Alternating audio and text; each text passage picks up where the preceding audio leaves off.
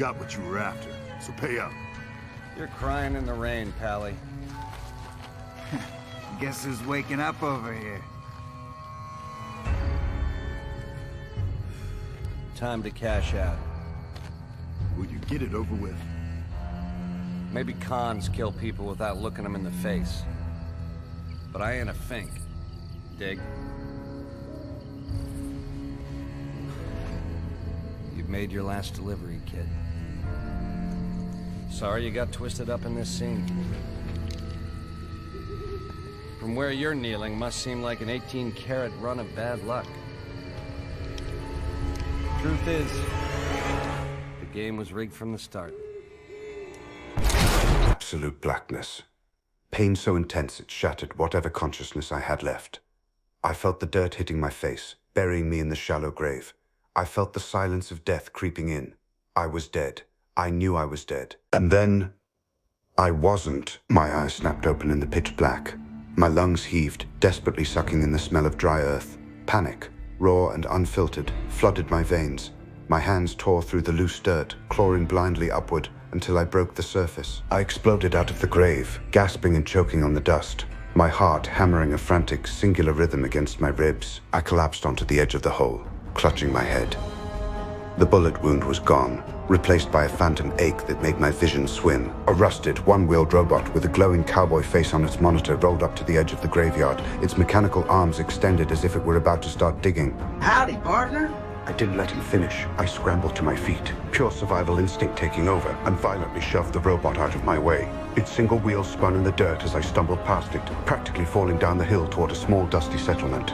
I collapsed against the side of a rusted-out pickup truck, clutching my chest, trying to force my brain to work. Who was I? Revan. The name floated to the surface. It was my name, not a birth name. Maybe, but mine. What else? I squeezed my eyes shut, fighting the nausea. Courier. I was a courier, hired by the Mojave Express. I had a package, a massive payout, a platinum chip meant for a man named Mr. House in New Vegas. I was intercepted on the road. The man in the checkered suit took it, tied me up, and shot me in the head. I dug deeper, trying to find my childhood, trying to find my home, trying to find out how the hell I just woke up from a bullet to the brain. Nothing, just a wall of static. I was Revan. I was a courier. I had been robbed, and for some horrifying, inexplicable reason, I couldn't stay dead. I looked down at my shaking, dirt-stained hands, feeling the cold Mojave wind bite through my shirt. I had no past. I had no memory, but I had a target. Checkered suit, I rasped, my throat raw from the dust. New Vegas, Chapter 2, Phantom Pains and Saloon Doors. The large robot rolling on its single wheel seemed genuinely puzzled by my violent reaction. Well, butter my biscuits. You're alive, partner. Its synthesized voice crackled through the static, the glowing cowboy face on its monitor beaming cheerfully. There's no need for that. I think you want to go see Doc Mitchell right quick. He can patch a bee sting on a death claw if he had to. I didn't respond. I simply glared at him. Damn machine. I didn't know why, but looking at its metallic chassis and single glowing optic filled me with an unreasonable, visceral loathing. A deep, buried instinct screamed at me that machines with single eyes were not to be trusted. I didn't say a word. I just gathered myself, brushing the thick layer of grave dirt off my shoulders, and started walking down the hill into town. Victor slowly wheeled behind me, the gears in his chassis grinding. Or if you're up to it, Sunny Smiles could lend you a helping hand.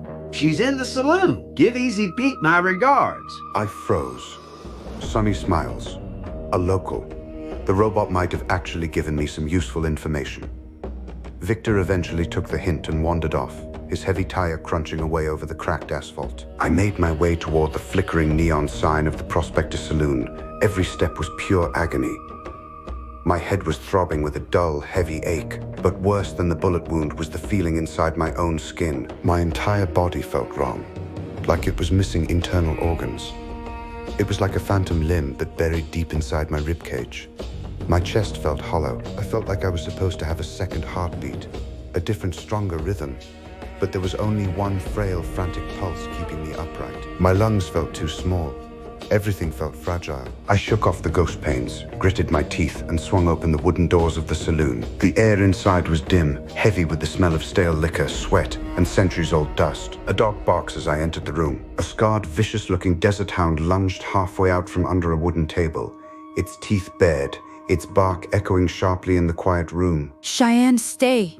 A woman's voice called out from the bar. I stopped in my tracks, my eyes adjusting to the gloom.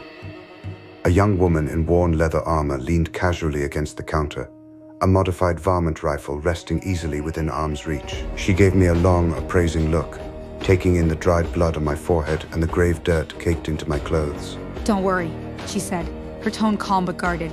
She won't bite until I tell her to. Chapter 3. The Prospector Saloon. I looked at the woman for an uncomfortable moment, trying to find the words to explain that I had just crawled out of my own grave. But before my mouth could even form a sentence, the room violently tilted. My eyes were suddenly hit with a wave of inexplicable vertigo. The dusty floorboards seemed to pitch and spin beneath my boots. A sharp, throbbing spike of pain shot directly through my skull, radiating outward from the phantom bullet hole. My ears rang with a deafening, high-pitched whine that completely drowned out the low hum of the saloon's ceiling fan. I swayed hard, my hand instinctively grabbing the edge of a nearby wooden table to keep from hitting the floor.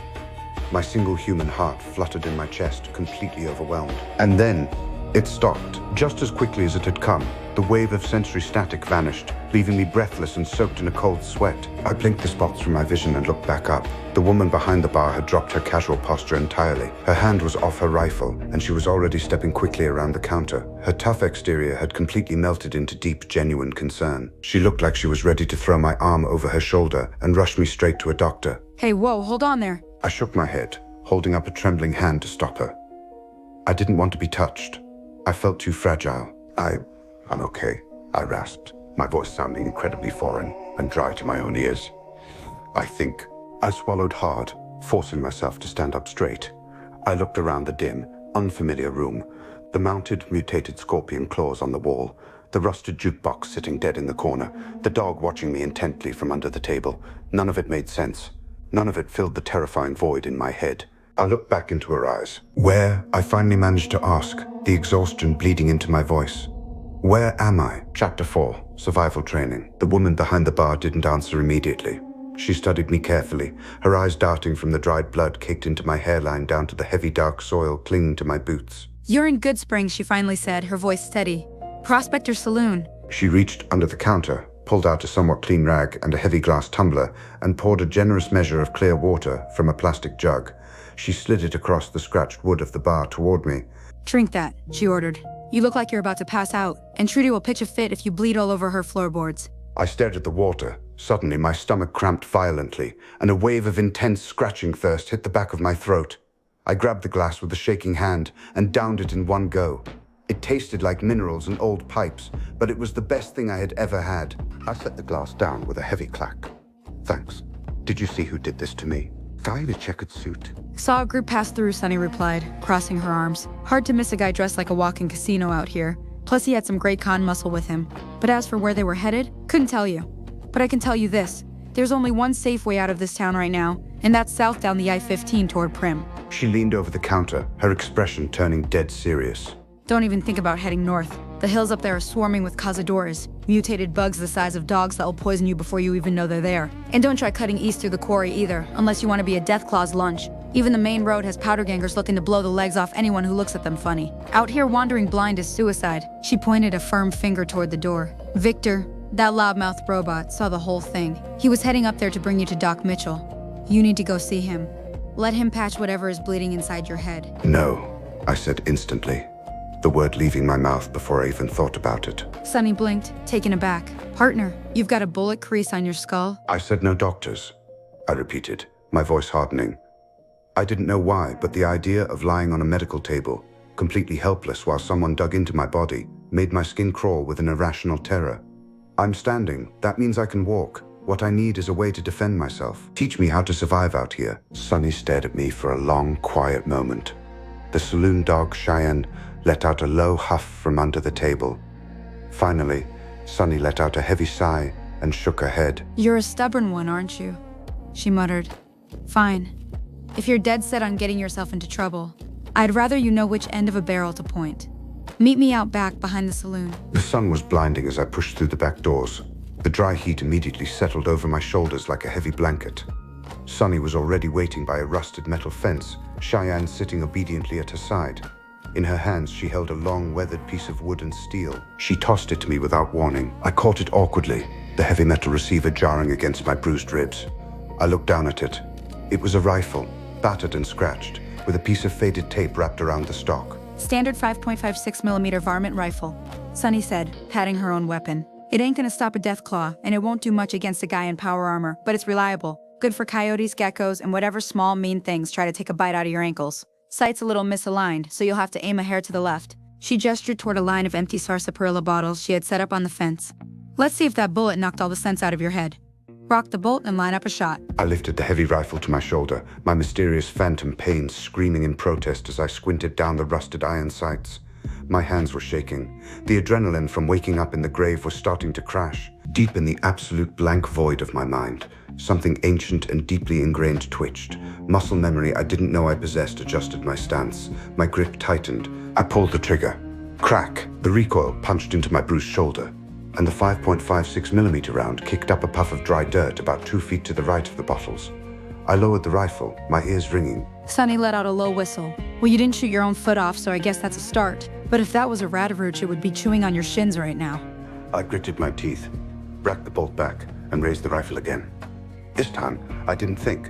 I just let that weird buried instinct take over.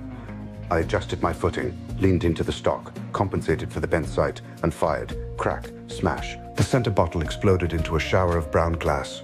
Before the pieces even hit the ground, my hand racked the bolt again, a fluid, mechanical motion that felt entirely natural. Crack. Smash. Crack. Smash. A second and third bottle shattered. I lowered the rifle, exhaling a slow, steady breath. The shaking in my hands had stopped entirely. Sunny raised an eyebrow, looking from the shattered glass back to me. She crossed her arms, a look of genuine respect crossing her face. Well, I'll be damned. Maybe you aren't completely helpless after all. Where'd you learn to shoot like that, stranger? I have no idea, I muttered, staring at the smoking barrel of the rifle. And it was the absolute truth. Sunny gave a short, dry laugh and shook her head. Tell you what, I didn't bring you out here just so you could think a couple bottles breaking would be enough to get me in your bunk. Don't get any funny ideas. She slung her own rifle over her shoulder and nodded toward the dusty hills south of town. I need some help chasing some geckos away from our town water supply. Are you in? There's some spare ammo in it for you if you tag along. I looked down at the rifle in my hands, then up at the harsh, unforgiving wasteland waiting beyond the fence. Ammo meant survival. Lead the way, I said.